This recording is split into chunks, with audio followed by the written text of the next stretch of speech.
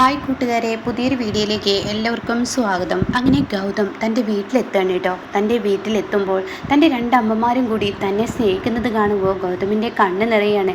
അപ്പോൾ ജാനു ആണെങ്കിലോ പാറു ആണെങ്കിലോ ഓടിങ്ങോട്ട് വന്ന് ഗൗതമിനെ കെട്ടിപ്പിടിക്കുന്ന ആ സമയം പെട്ടെന്ന് കാണാൻ നിർമ്മല കയറി ഇടപെടുന്നു കേട്ടോ. നിർമ്മല കയറി ഇടപെടുകയാണ്. എൻ്റെ മോനു കുഴപ്പമൊന്നുമില്ലല്ലോ. അത് പാറുവിനെ വല്ലാതെ വിഷമത്തിലാക്കാണ് കേട്ടോ.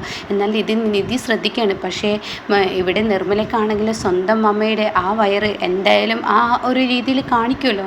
അപ്പോഴേക്കും പാറുവിന് പേടി വരികയാണ്. അപ്പോഴേക്കും നിർമ്മലയെ തട്ടിമാറ്റി പാറു കയറുകയാണ്. മോനെ, നിനക്ക് കുഴപ്പമൊന്നുമില്ലല്ലോ, നീ സുഖമായിരിക്കുന്നോ എന്നൊക്കെ ചോദിക്കുമ്പോൾ എനിക്ക് കുഴപ്പമൊന്നുമില്ല എന്ന് പറയാം കേട്ടോ. അങ്ങനെ പാറു ആ ഒരു സ്നേഹം കണ്ട് നിർമ്മല മാറി നിൽക്കുകയാണ്. ഇതേ സമയം അകത്തോട്ട് വാ എന്ന് പറഞ്ഞ് വിളിക്കുമ്പോഴേക്കും ഇല്ലല്ല, അകത്തോട്ട് കയറാറായിട്ടില്ല, എൻ്റെ മകന് ദൃഷ്ടി സംഭവിച്ചിരിക്കുകയാണ്. അതുകൊണ്ട് മൊത്തത്തിൽ എൻ്റെ മകനെ ആകെ ഒന്ന് കുളിപ്പിച്ച് അകത്തോട്ട് കയറ്റണം. ആദ്യം തണ്ണി മേലൊഴിക്കട്ടെ, വെള്ളം മേലൊഴിച്ചതിന് ശേഷം ബാക്കി മതി കയറ്റല്ലേ എന്ന് പറയാം കേട്ടോ. അത് കേൾക്കുന്നതിനോട് കൂടിയിട്ട് ഉടൻ തന്നെ നിർമ്മലയും പറയണം, ശരിയാണ്, എൻ്റെ മകനെ മേല് പറ്റിയ അഴുക്കൊക്കെ ഒന്ന് കഴുകി കളഞ്ഞതിന് ശേഷം അകത്തോട്ട് കയറിയാൽ മതി. ഇനി എൻ്റെ മകനിക്ക് ഒരു ദുഃഖവും സങ്കടവും വരാൻ പാടില്ല. അപ്പോഴേക്കും ശരി, അമ്മ പറഞ്ഞതുപോലെ ആവട്ടെ. അത് കേട്ട ഉടനെ അമ്മ എന്നോ, നീ ഇവളെ എന്നും നിർമ്മലാമ്മ എന്നല്ലേ വിളിച്ചിരുന്നത്, ഇപ്പം എന്താ നീ അമ്മ എന്ന് വിളിക്കുന്നത്? ഇതെന്താ ഇങ്ങനെ വിളിക്കുന്നത്? എനിക്ക് മനസ്സിലാവുന്നില്ലല്ലോ. നീ ഇതുവരെ അമ്മ എന്നല്ലല്ലോ വിളിച്ചിരുന്നത്, നിർമ്മലാമ്മ എന്നല്ലേ. അത് പിന്നെ ഞാനങ്ങനെ അങ്ങ് വിളിച്ചതാണ് എന്ന് പറയട്ടോ. ഇതേ സമയം ഇവിടെ എല്ലാ സത്യങ്ങളും തുറന്നു പറഞ്ഞോ എന്ന് ഭീതി തന്നിൽ വരികയാണ് കേട്ടോ. അപ്പോഴേക്കും നിർമ്മല അവിടെ പേടിയോട് കൂടി നിൽക്കുമ്പോൾ എന്താ നിർമ്മല നീ നോക്കി നിൽക്കുന്നത് എന്ന് പാറു പറയണേ. നീ വെള്ളം എടുത്തിട്ട് വാ, ഗൗതമിനെ കുളിപ്പിക്കണ്ടേ. അങ്ങനെ ഇവർ രണ്ടുപേരും വെള്ളം എടുത്ത് വന്നതിന് ശേഷം ഗൗതമിൻ്റെ മേലൊക്കെ വെള്ളം ഒഴിച്ച് അകത്തോട്ട് കയറി വാ മോനെ, ഇപ്പം നിൻ്റെ മേല് പറ്റിയ അഴുക്കൊക്കെ പോയിരിക്കുന്നു, ഇനി എൻ്റെ മകന് സുഖമുള്ള ജീവിതമായിരിക്കും എന്ന് പറഞ്ഞ് അകത്തോട്ട് കയറ്റുകയാണ് കേട്ടോ. അപ്പോൾ അകത്തോട്ട് കയറ്റുമ്പോൾ മോനെ, ഇനി ജയിൽ ജീവിതമൊന്നും ഇനി എൻ്റെ മോനെ ഒരു കുഴപ്പവും ഉണ്ടാവില്ല, സുഖകരമായ ജയിൽ ജീവിതമൊക്കെ കഴിഞ്ഞു പോയില്ലേ, ഇനിയൊന്നും ജയിൽ ജീവിതം ഉണ്ടാവില്ല, ഇനി നിനക്ക് സുഖമുള്ള ജീവിതം തന്നെ ആയിരിക്കും എന്നൊക്കെ ഇങ്ങനെ പറയുമ്പോൾ ഗൗതം പറയണേ, നമ്മുടെ പ്രണവും കൂടി ഇങ്ങോട്ടേക്ക് വരികയായിരുന്നെങ്കിൽ മനസ്സമാധാനമായിരുന്നു എന്ന് പറയട്ടോ. അപ്പോൾ നിർമ്മല പറയണം, മോനെ ഇന്നല്ലെങ്കിൽ അവൻ്റെ തെറ്റ് അവനെ തിരിച്ചറിയും, അതുവരെ അവൻ അവിടെ നിൽക്കട്ടെ എന്ന് പറയണം. ഇതേ സമയം നിധി ഇല്ലായിരുന്നെങ്കിൽ ഒരിക്കലും മോനെ നിന്നെ പുറത്ത് കൊണ്ടുവരാൻ, എൻ്റെ രണ്ട് മക്കളെയും പുറത്തോട്ട് കൊണ്ടുവരാൻ കഴിയില്ലായിരുന്നു. കാരണം നിധി അത്രയും റിസ്ക് എടുത്താണ് നിധി ഇതെല്ലാം ചെയ്തതെന്നൊക്കെ ഇങ്ങനെ പാറു പറയണേ. അതൊക്കെ എനിക്കറിയാം. അപ്പോൾ നിധി പറയണേ, ഞാൻ മാത്രമല്ല എൻ്റെ കൂടെ എന്തിനും ഏതിനും കട്ട സപ്പോർട്ടായി നിന്നത് ഈ രണ്ടമ്മമാരുമാണെന്ന് പറയണ്ടോ. അത് കേൾക്കുന്നതിനോട് കൂടി ഗൗതം പറയണേ, എന്തായാലും എൻ്റെ അമ്മയ്ക്ക് ഇത്രയും വലിയൊരു ചങ്കുറ്റമുണ്ടെന്ന് ഞാൻ അറിഞ്ഞില്ല എന്ന് നിർമ്മലയോട് പറയണം. അത് കേൾക്കുന്നതിനോട് കൂടി അതെന്താടാ, ഞാൻ ഒന്നും ചെയ്തില്ലേ, നീ എന്തെങ്ങനെ പറയുന്നത്, ഞാനൊന്നും ചെയ്തില്ലേ, ഞാനും പോയല്ലോ അന്ന് നീ ഈ പവിത്രനെ രക്ഷിക്കാൻ.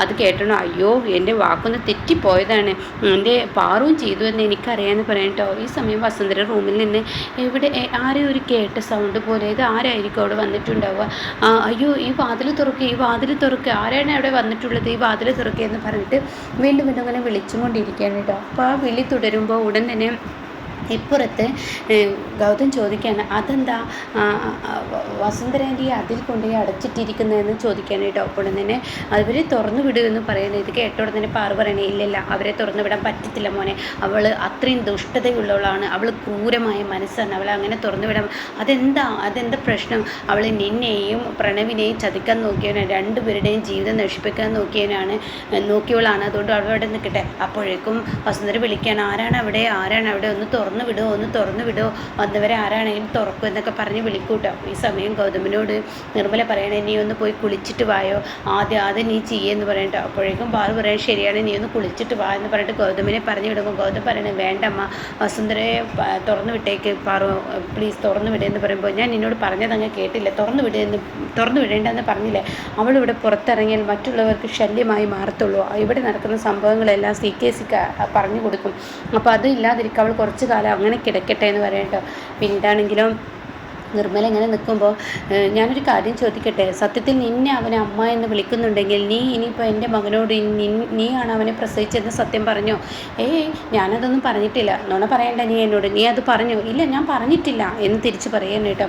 ഇതേ സമയം തൻ്റെ കണക്ക് കൂട്ടലുകൾ പിഴച്ചെന്നൊരു പേടി പാറുവിനുണ്ട്. പിന്നീടാണെങ്കിലോ പ്രണവിനെയും ശിവാനിയാണ് കാണിക്കുന്നത്. രേണുക കാണാൻ വന്നിരിക്കുകയാണ്. അല്ലമ്മ എന്തിനാ ഇത്ര പെട്ടെന്ന് കാണണമെന്ന് പറഞ്ഞ് ഞങ്ങൾ അമ്പലത്തിൽ നിന്ന് അർച്ചനയ്ക്ക് കഴിഞ്ഞ് വരികയാണ്, അതെ നിങ്ങളോടൊരു അത്യാവശ്യ കാര്യം പറയാനാണ്. അത് കേട്ട ഉടൻ തന്നെ എന്ത് കാര്യം? അല്ല, നിങ്ങൾ സ്വത്തിൻ്റെ കാര്യത്തിൽ കോടതിയുമായി കേസും മുന്നോട്ട് പോകുന്നുണ്ടോ? ഉണ്ട്. എന്നാൽ അത് വേണ്ട. അതെന്താ വേണ്ടെന്ന്? അത് നിൻ്റെ അച്ഛൻ പറഞ്ഞതാണ് എന്നോടത് വേണ്ടെന്ന് പറയാൻ നിങ്ങളോട് ഗൗതം വിളിച്ചു പറഞ്ഞു അത്രേ. കേസുമായി പോകണ്ടെന്ന്, ഗൗതമിൻ്റെ എല്ലാ സ്വത്തുക്കളും പ്രണവിന് എഴുതി തരാമെന്ന്. അപ്പോഴേക്കും ശിവാനി പറയുന്നത്, ഓഹോ, ഞങ്ങൾ കേസിന് പോകുമെന്ന് അറിഞ്ഞപ്പോഴേക്കും അവൻ്റെ സ്വഭാവത്തിൽ മാറ്റം വന്നില്ലേ? അപ്പോൾ ഉടൻ തന്നെ പ്രണവ് പറഞ്ഞു, എന്തിനാണ് ഇപ്പോൾ അയാളുടെ കാര്യം ഇവിടെ ഓർമ്മപ്പെടുത്തിയത്? ആ പേര് തന്നെ കേൾക്കുന്നത് എനിക്കിഷ്ടമല്ല. പിന്നെ എന്തിനാണ് ഓർമ്മപ്പെടുത്തിയത്? അത് ആവശ്യം ഉണ്ടായിരുന്നില്ല എന്ന് പറയണേ. അല്ല, ഇതെന്നെ പറയാൻ ഏൽപ്പിച്ചതാണ്, അതുകൊണ്ടാണ് പറഞ്ഞത്. കേസുമായി മുന്നോട്ട് പോയി നിങ്ങളുടെ ബിസിനസ്സിനെ ബാധിക്കുമെന്നൊക്കെയാണ് പറയാൻ പറഞ്ഞതെന്ന് പറയട്ടോ. ആ സമയം പ്രണവ് പറയണേ, ഞാൻ കൊച്ചു കുഞ്ഞല്ലെന്ന് അവനോട് പറയാൻ പറഞ്ഞേക്കേ. കാരണം എനിക്ക് ബിസിനസ്സിനെ കുറിച്ച് നന്നായി അറിയാം. എന്ത് ചെയ്യണം എന്ത് ചെയ്യേണ്ട എന്നൊക്കെ ഞാനാണ് തീരുമാനിക്കുന്നതല്ല, മറ്റുള്ളവരല്ല. അതുകൊണ്ട് തന്നെ എൻ്റെ സ്വത്തുക്കൾ വാങ്ങിയെടുക്കുക എന്നുള്ളത് എൻ്റെ ലക്ഷ്യമാണ്. അവൻ വലിഞ്ഞു കയറി വന്നവനാണ്. അവൻ എൻ്റെ വീട്ടിലെ എൻ്റെ ഏട്ടനല്ല. അവൻ യാതൊരു അവകാശവുമില്ലാതെ വീട്ടിൽ വന്നു കൂടുന്നവനാണ്. അതുകൊണ്ട് അവന് സ്വത്ത് കൊടുക്കണോ സ്വത്ത് കൊടുക്കേണ്ടേ എന്ന് തീരുമാനിക്കുന്നത് ഞാനാണ്. അപ്പോൾ അതുകൊണ്ട് തന്നെ എൻ്റെ സ്വത്തുക്കൾ തിരിച്ചെടുക്കുക എന്നുള്ളതും അവനെ വഴിയിലോട്ട് ഇറക്കി വിട്ട് ഒരു രൂപ പോലും കയ്യിലില്ലാതെ മറ്റുള്ളവർക്ക് മുന്നിൽ ഭിക്ഷ യാചിച്ച് നടക്കുന്ന ഗൗതമിനെ കാണാനാണ് ഞാൻ ആഗ്രഹിക്കുന്നത്. അത് കേൾക്കുന്ന രേണുക പറയണേ, ഞാൻ നിൻ്റെ അച്ഛൻ പറയാനുള്ളത് പറഞ്ഞതാണ്. മക്കൾ എങ്ങനെയാണ് മക്കളുടെ ഇഷ്ടം പോലെ ചെയ്തോളൂ, അതിനൊന്നും ഞാൻ എതിരല്ല എന്ന് പറയുന്നുണ്ട് കേട്ടോ. എന്നാൽ ഈ സമയം ഇപ്പുറത്താണെങ്കിലോ പ്രണവും ശിവാനിയും കൂടിയിട്ട് ഇനി വക്കീലിനെ കാണാൻ പോവുകയാണ്. അപ്പോഴേക്കും അവിടെ ജ്യോതിർമയി എത്തിയിട്ടുണ്ടാവും കേട്ടോ. അങ്ങനെ വക്കീൽ പറയണേ, പ്രണവേ, ഇതിലൊരു ചതിയുണ്ടെന്ന് പറയണേ. ഈ ചതി നിന്നെ കോടതിയിൽ എത്തുമ്പോൾ അപായപ്പെടുത്തുമെന്ന് പറയുന്നുണ്ട് കേട്ടോ. എന്നാൽ ഇപ്പുറത്ത് ഗൗതമിനെ കാണിക്കുന്നുണ്ട്. കുളി കഴിഞ്ഞ് വന്നപ്പോൾ കട്ടിലേക്ക് കിടക്കുന്ന ഷർട്ട് തന്നെ വല്ലാതെ വേദനിപ്പിക്കുന്നു. തൻ്റെ അനിയൻ തനിക്ക് സമ്മാനം തന്ന ആ ഷർട്ടായിരുന്നു. തൻ്റെ അനിയൻ എത്രമാത്രം തന്നെ സ്നേഹിക്കുന്നതെന്ന് ആ കണ്ണ് നിറഞ്ഞു പോയി. ഇപ്പോൾ തൻ്റെ അനിയൻ്റെ ആ സ്വഭാവം തന്നെ വല്ലാതെ വിഷമിപ്പിക്കുകയാണ്.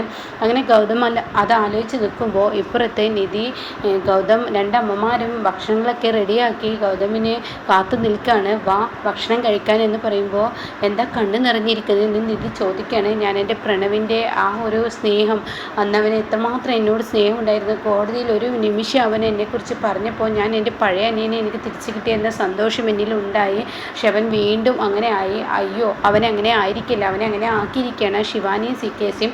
അതുകൊണ്ട് തന്നെ ഇന്നല്ലെങ്കിൽ നാളെ പ്രണവ് തിരിച്ചു വരും. എന്ത് തിരിച്ചു വരാൻ? അവനിനി കേസുമായി മുന്നോട്ട് പോകും. പിന്നീട് CKC അവനിൽ നിന്ന് ആ സ്വത്തുക്കൾ അടിച്ചു മാറ്റും.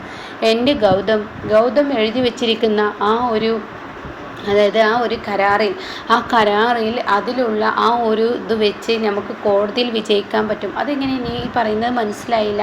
അത് ഗൗതം എഴുതി വെച്ചിരിക്കുന്ന സ്വത്തിൻ്റെ കാര്യങ്ങളുണ്ടല്ലോ, ആ സ്വത്തിൻ്റെ കാര്യത്തിൽ ഗൗതമിന് ഇഷ്ടപ്പെട്ട വ്യക്തിക്ക് കൊടുക്കാമെന്നാണ് ഗൗതം എഴുതി വെച്ചിരിക്കുന്നത്. അല്ലാതെ അത് തട്ടിപ്പറിച്ച് വാങ്ങാമെന്ന് ഒരിക്കലും അതിൽ എഴുതി വെച്ചിട്ടില്ല.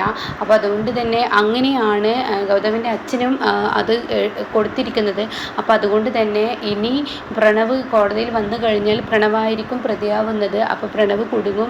അതിന് ഒത്താശ ചെയ്തു കൊടുത്ത CKCയെയും അതുപോലെ ജ്യോതിർമയെ ഇത് വെച്ച് നമുക്ക് പൂട്ടാൻ കഴിയുമെന്നൊക്കെ പറയുന്നുണ്ട് കേട്ടോ. അപ്പോൾ ഈ സമയം ഇപ്പുറത്തെ പ്രണവിനോട് വക്കീൽ പറയണേ, നിങ്ങൾക്ക് ഇതൊരു ചതി ഒളിഞ്ഞിരിപ്പുണ്ട്. അതായത് ഈ കേസുമായി മുന്നോട്ട് പോയാൽ കോടതിയെ നിങ്ങൾ പ്രതിയാവും. കാരണം ഈ ഒരു സ്വത്ത് നിങ്ങൾക്ക് ഒരിക്കലും കിട്ടില്ല. ഗൗതം തന്നിഷ്ടത്തിന് ആർക്കെങ്കിലും സ്വത്ത് കൊടുത്താൽ മാത്രമാണ്, അല്ലാതെ നീ അവകാശം പറഞ്ഞ് അങ്ങോട്ടേക്ക് ചെല്ലാൻ പറ്റത്തില്ല. അങ്ങനെ ഒരു കെണിയാണ് ഗൗതമിന് ഈ സ്വത്ത് എഴുതി കൊടുത്ത് അവൻ്റെ അച്ഛൻ ചെയ്തിരിക്കുന്നത്. അതുമായി മുന്നോട്ട് പോയാൽ നിങ്ങളാണ് കൊടുക്കുക. അത് കേട്ട ഉടൻ തന്നെ പ്രണവ് പറയണേ, അപ്പോൾ നിൻ്റെ അച്ഛനോട് പറഞ്ഞത് ശരിയായിരിക്കില്ലേ? ഗൗതം വീട്ടിലോട്ട് വന്നു കഴിഞ്ഞാൽ തീർച്ചയായും ഗൗതം സ്വത്തുക്കൾ തരാമെന്ന് പറഞ്ഞത്. അപ്പോൾ നമുക്ക് ആ ഒരു രീതിയിലോ അവരോടും അങ്ങ് കീഴടങ്ങാല്ലേ നല്ലതെന്ന് പറയുമ്പോൾ ജ്യോതിർമയ്ക്ക് പേടി വരികയാണ്. ഈശ്വര, ഒരിക്കലും പ്രണവിനെയും ശിവാനിയും തൻ്റെ കൈവിട്ട് കളയരുത് എന്ന പേടി വരുന്നുണ്ട് കേട്ടോ. അപ്പോൾ ഇങ്ങനെയൊക്കെയുള്ള ഒരു എപ്പിസോഡാണ് ഇനി വരാനിരിക്കുന്നത് കേട്ടോ.